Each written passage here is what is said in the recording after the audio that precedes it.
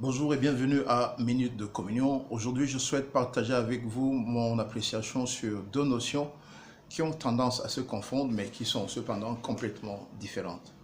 Alors, ce sont d'une part la gouvernance et d'autre part le leadership. Quelle différence donc? Je crois pour ma part qu'en gouvernance, des lois sont votées et lesquelles lois permettent d'établir des seuils, seuil minimum, seuil maximum. Cependant, des gens sous une gouvernance travaillent à produire le seuil minimum, le résultat minimum. Elles savent pertinemment que, en respectant cette loi, ce seuil minimum, elles ne seront pas pénalisées du tout. Et leurs efforts ont tendance à se limiter à la production de résultats minimums. Tandis que dans le leadership, les choses sont complètement différentes. En leadership, les gens sont inspirés pour donner le meilleur d'eux-mêmes. Et naturellement, cela amène à des résultats plus élevés.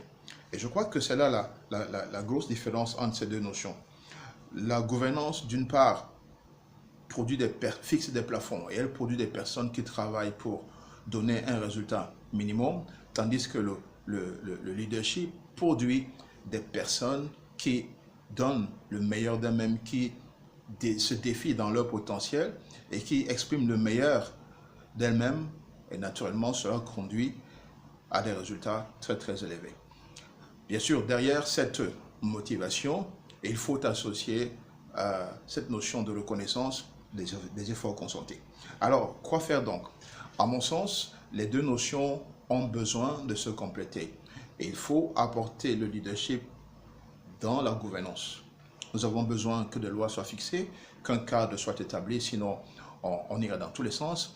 Mais cette étincelle de motivation qui fera en sorte que des gens vont produire, se donner, libérer leur énergie, leur potentiel par motivation propre, et cela certainement apporte des résultats parfois inattendus.